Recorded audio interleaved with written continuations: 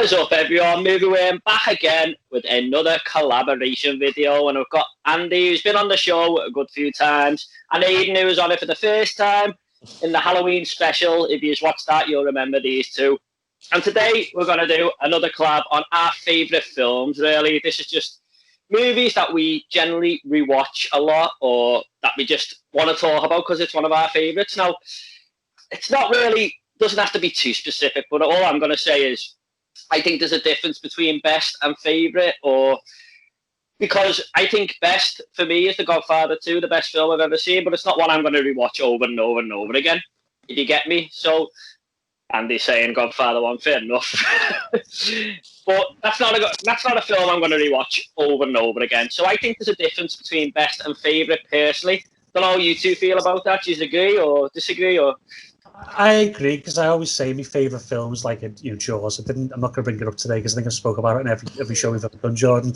But no, it's going to be, for me, my favourites and best is different. It's obviously what film did you enjoy watching over and over and over again, and what films you sort of, when you've watched that once, it leaves an indelible mark, I say, on you, such as The Godfather. You think that just could never be beaten, for example. And obviously, you think that about Godfather 2 for your sins, but that's fine by me.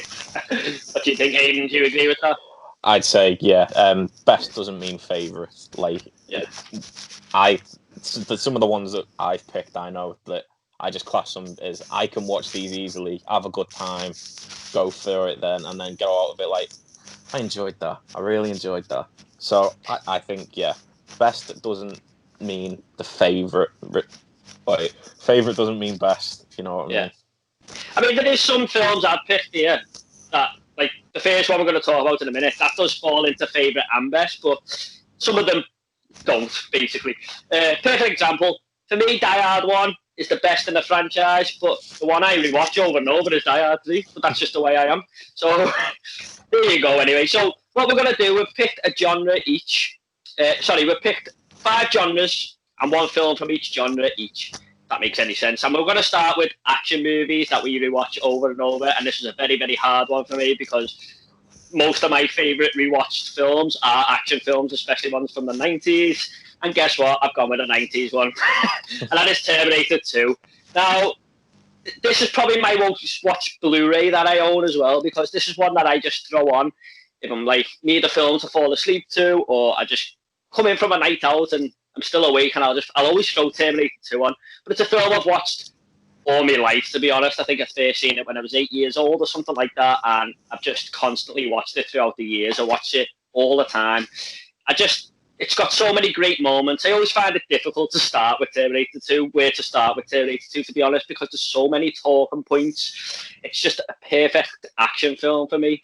Got everything, and we can talk about James Cameron, the way he's turned it a little bit, the first one. A little bit of a horror movie, if you like, or more of a thriller. And this one is definitely just more action-based. And yeah, what are your thoughts? I've got a lot to say, but what are your thoughts on Terminator 2, lads? Are you a fan? I'm going to guess that you are. Do you want to start, Andy?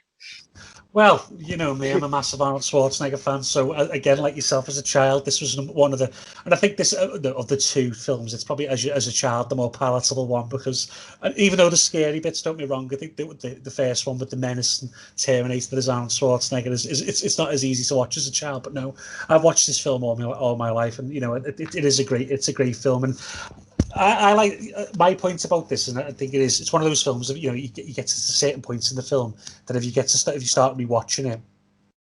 Sorry, just hold on a sec. Sorry.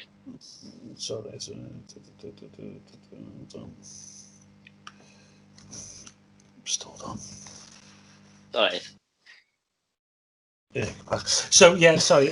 So it's one. I'll start again. So it's one of the. So this film's like one of those films that I think with James Cameron as a director, you look at his 80s stuff, obviously Aliens and Terminator 1. This is the big blow up, I guess, is when he starts doing the budget starts getting bigger, the action gets bigger. Obviously, going on to do Titanic and Avatar. But I think that this is the point for James Cameron where he starts on True Lies. Obviously, a couple of years later was an even bigger, louder film, if you wish. But no, this I think is a great. This is not my favorite Terminator. I'm a big fan of 1. I just like it more. But this is a film that I've always watching if it's on. on, you know, any points in the film, especially the chase scene with the truck. Always love to see that. They're the bits that I rewatch all the time. Yeah. Yeah, timeless, isn't it? What do you reckon, Aiden? Are you a fan of Terminator 2? Whilst I am a fan, I'm not as much of a fan as you, George. I won't lie. I am in the camp that prefers the first Terminator, but Terminator 2 has better individual scenes, I think. Like you mentioned, the truck scene, for one. One of my favourite reveals of all time is Schwarzenegger with the thing of roses and then just pulls out the shotgun out of nowhere. I also think that, you know, the T-1000 is one of the best movie villains that's ever been on the screen. But I don't know, something about the first Terminator is just one of them for me. But Terminator 2 is one of them. It was massive at the time. Being a sequel to Terminator 1, it was the most expensive film ever made at the time. Ended up grossing that and more. Sweep the Oscars with visual effects and sound editing and things like that. It was the highest R-rated movie, grossing R-rated movie of all time until The Matrix Reloaded. So I like it. I don't know if I rewatch it a lot though. I watched it this year. I won't tell a lie. I did watch it this year, and I enjoyed it more this time than I did the previous times that I watched it. If that makes sense. Yeah, I agree. Yeah, it's funny you should mention the visual effects there, because even though the visual effects these days in the more bigger budget films are better, they still not. They still work, if you get me. If you watch that today, they still work for me. They are pretty amazing, especially for the time. But today, they still work for me. The film is timeless. And I just think it's the characters here for me. I mean, you've got Arnold Schwarzenegger, like you said, the villain, one of the best villains ever. But I love Sarah Connor in this as well. She's one of my favourite. In fact, she is my favourite female heroine in any movie. I mean, obviously there's Ellen Ripley as well. But I just think she's amazing in this. I love the way she's gone from this scared little girl in the first one to like this big character arc of being this tough ass woman in the second one. It's a totally different character to me. We did see it towards the end of the first one a little bit, the way she's going into that. But yeah, I just think it's brilliant. And you know, I'm not saying that it's talks about technology today as well. Like technology takes over. You can see that a little bit in the world today. You know, it's taken over our minds sometimes when we're on our phone all the time and that. So I just think I love the concept. I love the way James Cameron twisted it. And it's just got amazing characters, so many great moments. And one of the best quotes ever in a movie for me, because what I love about it, it's when the T-1000 is about all iced up and the Terminator just goes hasta la vista, baby, with one single shot and blows him into a million pieces. But what I love about that is that he learned that off John, like the human side of him. And yeah, I just think it's great. It's got everything for me, and I think it's a perfect film in my opinion. But there you go. All right, so anything else to say? Yeah, Jordan, I was just going to ask you, do you think the way they've done the second one, because of Arnold Schwarzenegger when he first did the first Terminator, then he had done Conan before it, do you think Cameron sort of rewrote the film to make it more with the puns and the little elements of comedy? Do you think as Arnold Schwarzenegger developed as an actor from 84 to 92, do you think then that sort of morphed the film, because he's a much different person? You know, obviously he was an ice cold killer in number one, but even into the T2, he's got obviously that comedy element, the puns, you know, the little things. It changed completely the way the film was done. It changes the tone of Terminator as well in a way. Yeah, it is a totally different tone. The whole film's a different tone in my opinion. Well, not totally, but a good 80% of it. I don't know. I think he might have learned off when he made Aliens, to be honest, because that's a totally different film to the first one, isn't it? It is. So maybe he thought, well, that worked, so I'll do it this time again. And I think that's maybe what... I also like the fact, the way he's done that with the villain as well. You would think he would go for a much bigger Terminator than Arnold, if he could, if that's even possible. But no, he just went the total opposite. And it like the whole film, he went the total opposite. So, I don't know, maybe he thought it might work better because he's getting all this blockbuster budget and stuff. If he throws them little tones in there and them little comedic moments, I don't know. But I think it's pretty genius stroke what he done. Oh, it's a fantastic film, and I think you know, Edward Furlong, obviously, apart from, I think was he in Ed Wood? think he was in Ed Wood, wasn't he? Or he never really did, a lot after this film. But I think he was pretty great as John Connor. And then when they tried to do it with Nick Stahl, the next one, it didn't really work, did it? I've only seen him in American History X as well. That's right. This, I think, yeah, he was good at that, but sort of went off the rails like most young child actors do, unfortunately. But anything else to say on 282, or should we move on to your pick, Andy, for the action one? Yeah, we'll move on to mine then. So my choice, and again, this is another example of this isn't my. I don't think this is the best. It's Indiana Jones: The Last Crusade. My pick. It isn't the best indie film. Raiders of the Lost Ark to me is a timeless classic. But in the case of a rewatchable film, The Last Crusade to me is just my child watching. I just the interplay between Indy, his dad, and I can't remember the German girl's name off the top of my head, Elsa. Just all the little. It's just it. Obviously Indiana Jones, a lot of people are big fans of Indiana Jones. He's like the action hero of all action heroes. But in the second film, The Temple of Doom, wasn't really well received. People didn't really love it as much as the first. So I think they went back to that more, quite a bit of a comedic element, and they added Sean Connery as his dad, even though he was only 10 years older than Harrison Ford. And I think it was a real big comeback for the franchise. Obviously, number 4 isn't perfect, but no, any point in the film, I can come back and rewatch it. I just love Sean Connery as an actor. Obviously, he died recently, so sort of my little mini tribute to Sean Connery, if you will. But no, I can watch it. I just love it. I think the Indiana Jones films are just like, the perfect blend of the Star Wars film, Han Solo, of course, with obviously then Spielberg's big budget direction. I think it's just such an easy watch, and obviously anytime they beat up the Nazis, it's great. Yeah, because they brought the Nazis back for this one, didn't they? Yes, they did. Yeah. Like the first one. Have you seen it, Aiden? Have you seen Indiana Jones and the Last Crusade? I've only seen it the once.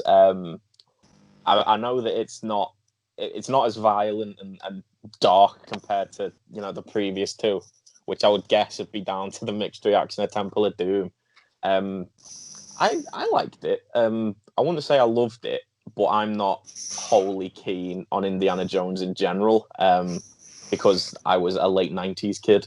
So yeah, I like it though. It's got similar themes that Spielberg was going for at the time, with an estranged father with his son. He'd used that in E.T.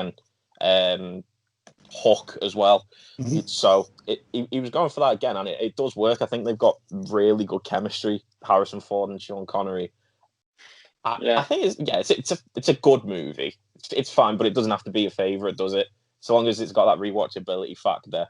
If it was me, I'd rather go for Raiders. But if you've got that history behind it of you watched it all these many times growing up and all that, then I get it easily. I understand. I'm going to be weird here and say Temple of Doom is my most rewatchable one.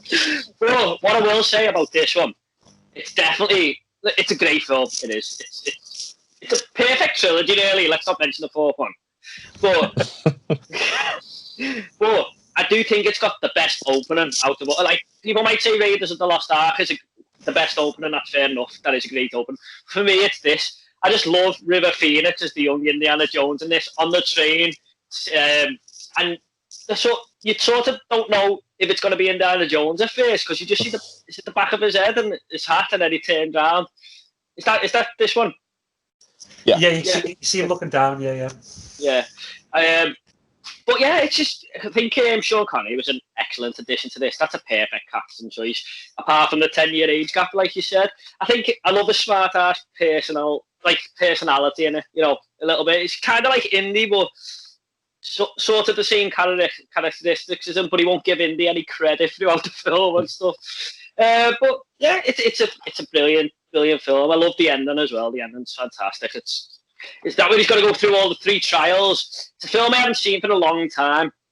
But is that the one where he's got to go to 3 trials or something? Yeah, so the first one, obviously, Sean Connery saying only the independent man will pass, and he's whispering it, and then it cuts to Indy. He does the forward roll and misses the blade, and then he says, you've got to spell Jehovah. He's walking along the tiles, and Jehovah, obviously, as we all know now after watching the film, starts with an I in Latin, and he steps through J and goes right through the floor. Even though it's a serious moment, his dad's outside shot, there's still elements of comedy in it. So it's just an easy watch, I think. Don't often make films like that unless they're superhero films now, for whatever reason. Yeah, what Aiden said there, because he's a late 90s kid and that, like, I just don't think that they make films like this anymore. in my opinion. Like, Adventure you just don't films, see, yeah, like classic adventure films like that. I don't know, but it's a brilliant film. And I don't know if you knew this, Andy. You probably did, but you know that haunted where he goes to the castle, is it, or the big haunted mansion? They were actually going to do an Indiana Jones film, weren't they, about him in a haunted castle That's or right. house. Yeah. I thought that would have been quite good actually, but apparently Spielberg didn't want to do it because he just made Poltergeist, so or he's produced Poltergeist, sorry. But yeah, I think you're a bit of a Steven Spielberg fan, Andy. I'm just guessing. I'm a late 80s, 90s kid who grew up with Spielberg, Jurassic Park. I went to see Jurassic Park on the pictures and whatever. He's just been in my life for so long, and obviously he doesn't do films often like this anymore. But no, I just love Indiana Jones. I suppose he's my film screen hero. Yeah, iconic character, iconic. But what do you think? Do you think Uncharted might be the new Indiana Jones? Get out, Jordan. That's disgusting. How dare you? Is it Tom Holland? Yeah, Tom Holland. Yeah, never then. Just on the wind up there, mate. All right, then should we go to Aiden's action movie pick? Or sorry, Andy, I haven't seen that one for a while, but I do know don't worry. quite a bit of it. Like, so, Aiden, you want to go to your action genre? So, people who know me might have thought I'd given recently anyway. I'd pick something like Tenet or Inception or something like Upgrade as well. But I've gone to Mr. Tarantino and I've picked Inglourious Bastards. Yeah. This isn't my favorite Tarantino movie, but it's insanely rewatchable for me. I think this movie's got one of the best opening movie scenes of all time. That whole sort of not interrogation scene with Hans Landa, played by Christoph Waltz, who's just unbelievably talented in this role. For me, this is, I'd say, Tarantino's third best movie behind Pulp Fiction and Django. Probably have Django first, thinking about it. But I love the whole aspect. I love the whole aspect of this Jewish lady getting revenge on a bunch of Nazis by burning them all down in the cinema, whilst just having Hitler there for no reason at all, other than to watch a movie. I love this movie so much. Yeah, I think it's got one of the best opening scenes ever to a film. Just nothing really happening for 20 minutes apart from a conversation, but it's so tense. It's just what is going to happen here? But I think this film's full of tense scenes, to be honest. I mean, that one gets mentioned the most. But I like the bit with the bear Jew where he's got to go out with the bat, and that guy just will not give him. Is it coordinates for a map or something? And he just won't give him it. And you're like, okay, this bear Jew's coming now. What's going to happen here? There's another moment Christoph Waltz is talking to, what's her name? Shoshana. Yeah, I was thinking of a real name, but Melanie Laurent. Yeah, that's it. I wrote it down here. Yeah, I love the bit where he's talking to her in the restaurant, and she knows who he is, and he doesn't know, and it's oh my god, full of tense moments. And like you said with Hitler at the end, I love the way Tarantino just rewrites history. That's great. He's done it in another film as well, if you remember. Yep. But Once Upon a Time in Hollywood. Yep. Yeah. Andy, you're a fan of Inglourious Bastards? Again, a really super rewatchable film. Again, I agree with the 2 years that the opening scene is just perfect. I think I listened to a couple of podcasts. Tarantino, he said how difficult it was to cast the role of Hans Landa, and Christoph Waltz obviously is perfect. The perfect element that you combine the tenseness, obviously. There's elements in the film where he's quite evil, and also the comedy as well, where he gets out the big the big pipe.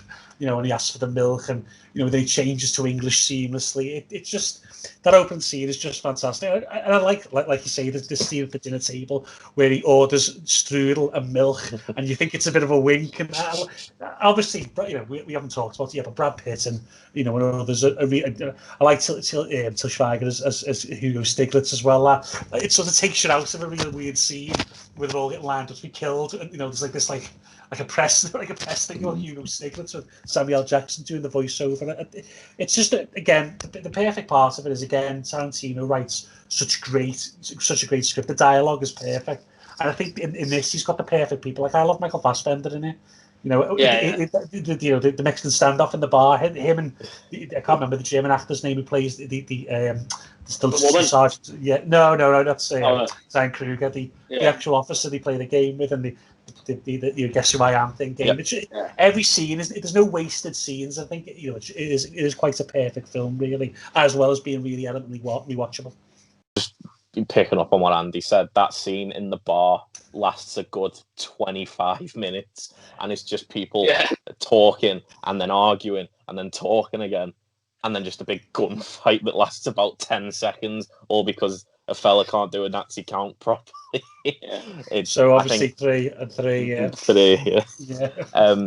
yeah. I can put this on whenever I feel like it and just have a You're great allowed to, time you sure? watching it.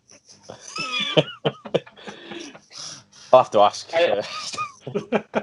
I was just going to say that I've got my thing back now. You just reminded me, it's the dialogue, isn't it? The dialogue in every Tarantino film, especially this one and Pulp Fiction, it's just unbelievable, isn't it? How can he make a scene of a conversation just be so exciting? It's just two people having a conversation. But yeah, he is my favourite director of all time, and I don't know if it's top 3, but it's top 4. So you might guess where I'd put it in my ranking of Tarantino for me, but it's a brilliant film. It is. It's fantastic, and yeah, just pretty good film. You haven't seen it, but I'm sure you all have. So should we move on to the next genre then, or? Yeah, go for it. Okay. Should we do it? We'll move on to something a little light-hearted next, and we'll go with comedy. How's that? Okay. Right. I picked one that people mightn't see coming here, and I've gone with Wedding Crashers. Have you seen it? You have seen it, haven't you? I became a fan of Vince Vaughn because of this film. Like, I just think he's absolutely hilarious in this movie. I watched it again a couple of weeks ago. I just threw it on because I wanted to put something on while I was just lying back in bed, and it's just one of them films rewatchable for me. I've watched it so many times. I think it's a good little concept, and him and Owen Wilson are just perfect together on screen. I mean, they've been in a few films, but I love the fact that Owen Wilson's getting tired of doing this wedding crashing thing, and he's just like, he sort of wants to move on in his life now, and Vince Vaughn drags him to this wedding, and it all turns on his head. Vince Vaughn's trying to get out of there because Isla Fisher won't leave him alone, and he's got to go and chase Rachel McAdams' character. I love the way it's turned on its head, and Vince Vaughn's just having the worst time of his life, isn't he? I mean, just remember the scene where he has to wake up in the middle of the night, and Isla Fisher's come into the room and basically just rapes him, basically, and the other lads come in and paint the picture of him, and he just wants to get out of there, and Owen Wilson's having none of it. But I love the film. I think it's so funny, and there's actually a deleted scene that my uncle loves this film, but he's never seen the extended version. There's actually a deleted scene where Vince Vaughn bumps into this woman from a past wedding, and he's going, get rid of her. So he has to pretend that like he's had an accident and he can't speak properly and stuff to get rid of her. I just think it's so funny. But what do you think, Andy? Have you seen Wedding? I think you put this on an honourable mention, didn't you? I did. I love this film. Like Vince Vaughn's character in this is like something like, in terms of comedy, not how sleazy as everyone out there. The level of sense of humour that I'd aspire to, really. And I expected you to mention it, but you didn't. So I'm glad you didn't. One of the best cameos in film ever by Will Ferrell. Mom, meatloaf. It's just. And when they crash the funeral, it's just. And he's like, it's just complete gold. The whole film, Christopher Walken. Who doesn't love Christopher Walken as well? Yeah. I just love that bit where they come down the stairs. And he's like, I've got all on his radar. And he goes, what are you on about? He goes, it was the dance. He was not even that good of a dancer. He was like, I'm not a dancer. It's just like, obviously Rachel McAdams and Isla Fisher really, and Bradley Cooper. At the time, probably really wasn't that well known, but he's really good as like the really over intense boyfriend of fiance of Rachel McAdams. No, it's one of my favourite comedy films. It was on my honourable mentions, and I just watch it over and over again. I can't get enough of it. It's just such a funny film. It's funny that you mentioned that Meatloaf scene because every single time he shouted Meatloaf, I was in hysterics. What did she do? What was she doing back there? And then that woman just walks down from his bedroom. He's just pulled at the funeral.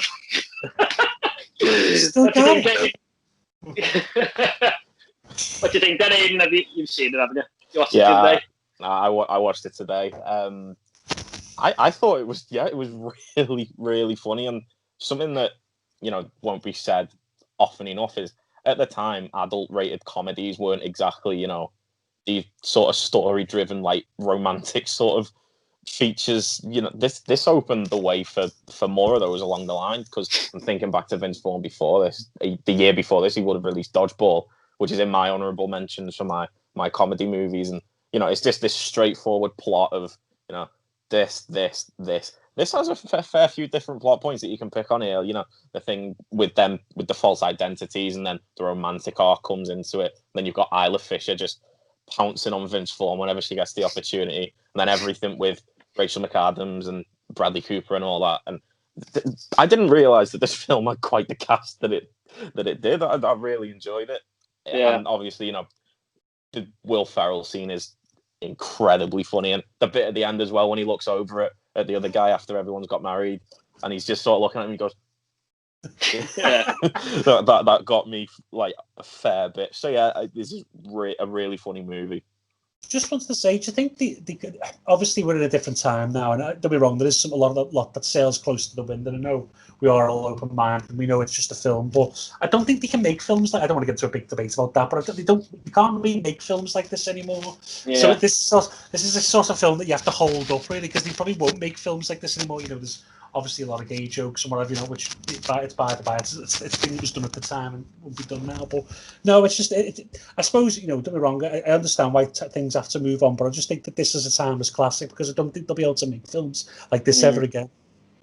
Yeah, I agree. There's a few subject matters that, like the bit I said then, where she goes into the room and basically rapes him, doesn't she? I mean, like, that would never, like, that now would be like, oh, this is disgusting the way this, and people have got a point to that. That's right, but it's weird the way that was only like 15 years ago or something, 12 years ago, and now I think you're right there, Andy. I don't think they will be able to make this now, but yeah.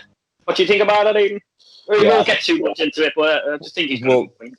With the picks that Andy's picked and that I've picked, I know that picking a movie that was part of its time, staying in its time, and working now, it's just a fabric of what we go through as a society, really. I think, more things are going to be okay to say, and more things are going to be not okay to say, and rightly so in the majority of the cases. But you need to think of, at the time, and as well as you are watching, say, a comedy movie in this case, you just need to sort of go along with it. Think of how somebody would have been at the time watching that, and just sort of take it on the chin, really. I don't know if that's a horrible thing to say or not. No, I don't mean it like that, but no, I don't think you do. I think, well, moving away from this, obviously, that is a controversial subject, but I think the thing that we cherish about this film is that it is quite open, and there's nothing like, there's no holds barred, whether that's right or wrong.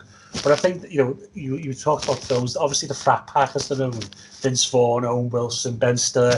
I love all of their films, and I think this is probably, I don't know whether you agree on it, the high points of it all. I've got a film by what's called the Geek Pack, I guess, what they call it, the Nerd Pack, or whatever they're called.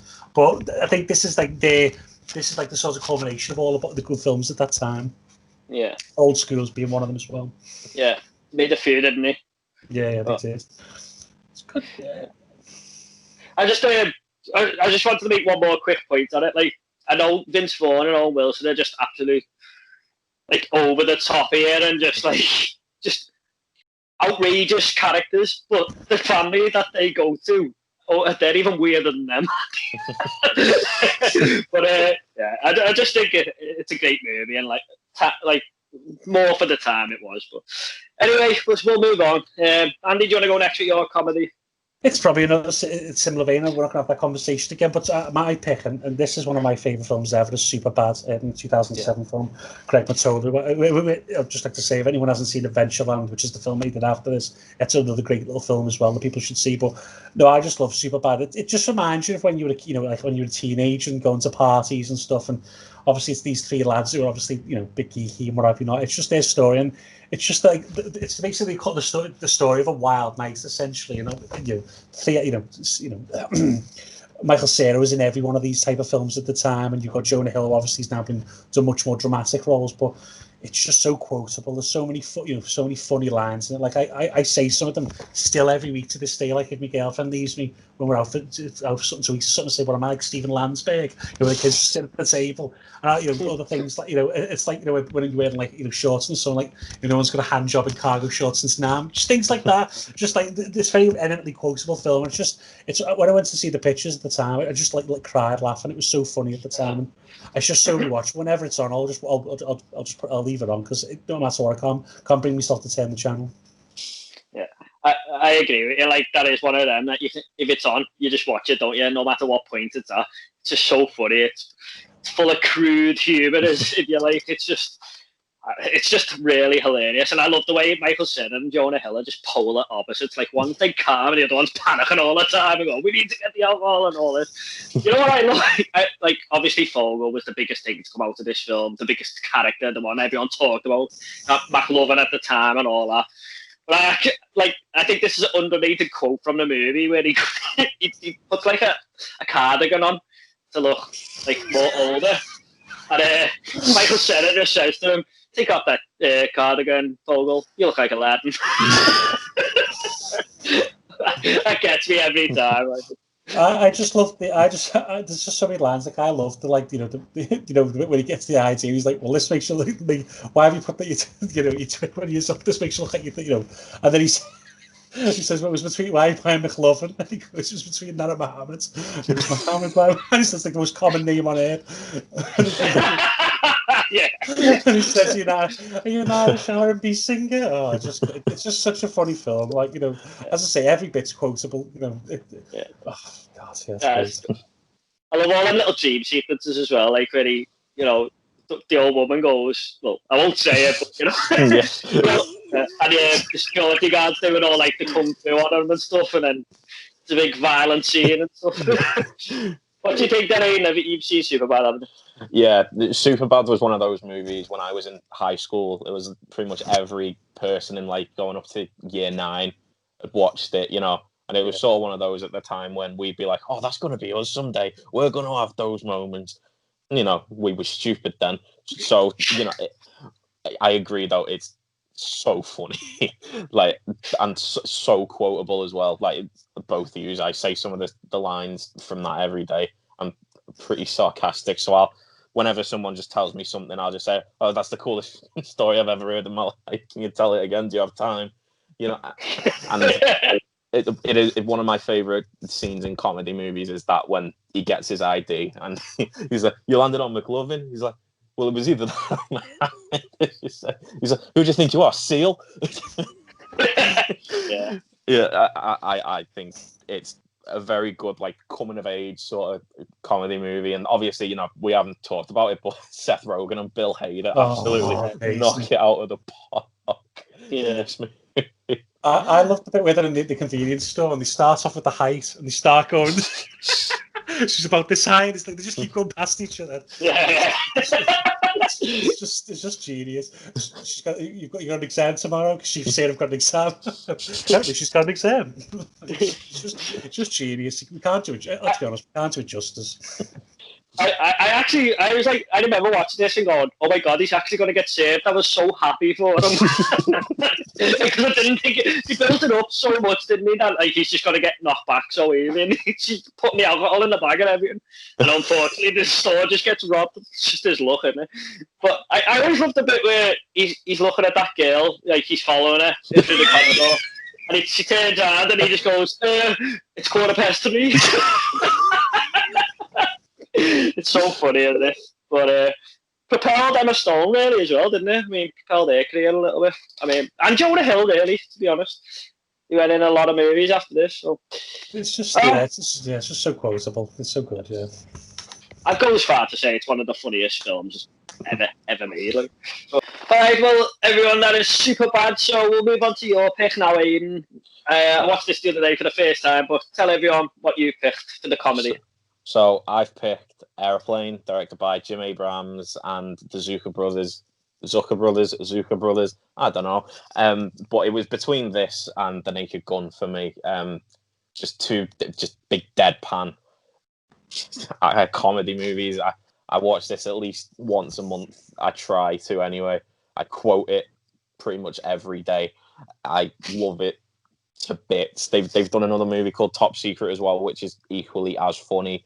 There were a few movies just before I get into Airplane that missed out, like just by the tiniest bit, which included Scott Pilgrim versus the World, Grand Budapest Hotel, and What We Do in the Shadows. All three of them, just go and watch them now before Airplane, and then watch Airplane. Yeah, the one, I mean, thing that you think about with Airplane is Leslie Nielsen, one of the funniest actors to have ever lived. Even though before Airplane, pretty much it was just serious roles for him. I remember seeing him in Forbidden Planet, and like, is that Leslie Nielsen? Yeah, I love Airplane so much.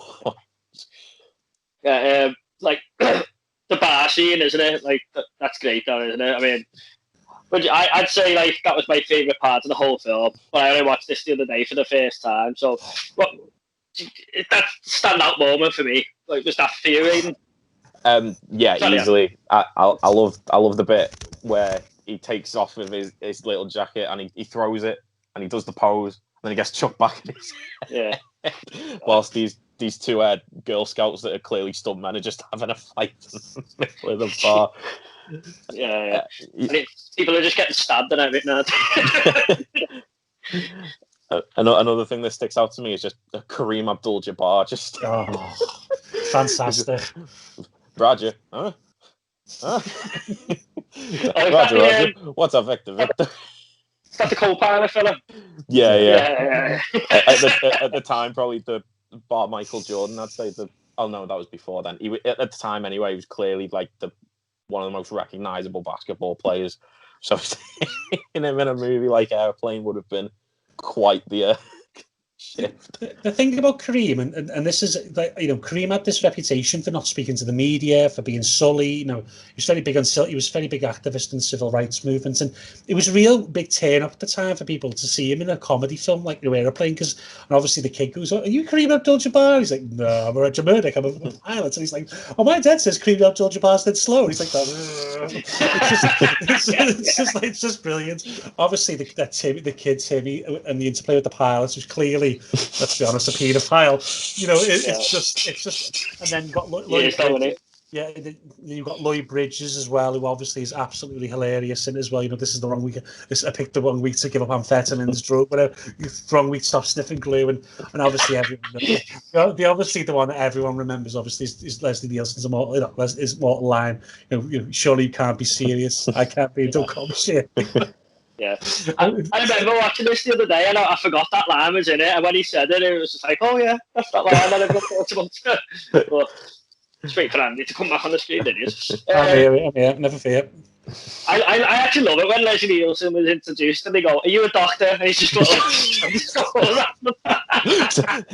That's right.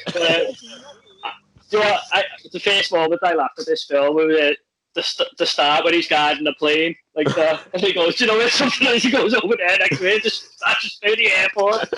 I was in hysterics at that, but it is a really funny film. Like, and I love that other guy as well. Would you like? How about some coffee? No thanks. Yeah. What do you make of this? Well, you can make a hat, or you can make a pterodactyl.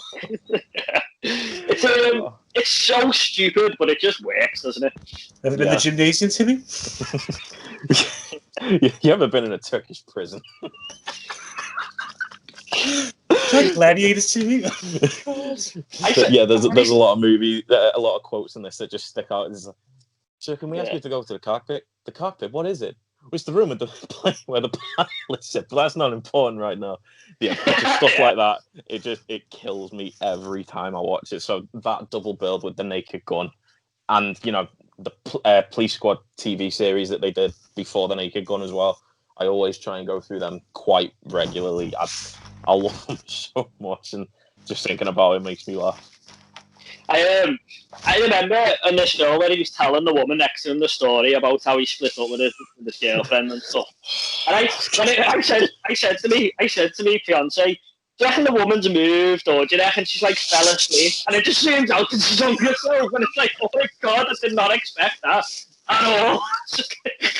But yeah, it's just so funny, isn't it? But there you go. Anyway, we'll move on. Oh, sorry. Just thinking back at those little sequences that they have. There's the I think he's a Middle Eastern man, and he's setting fire to himself with gasoline, and he lights the match, and they're saying, "Can you come to the cockpit?" And he just sort of looks at him like, and he goes, and he just blows up. Oh, I love it. So over the top, isn't it? But, yeah. Anything else to say on Airplane, or should we move on? No, I'll go on for hours if we do, so let's go on. Yeah. Alright, well, there's a comedy, there's some crazy films in there.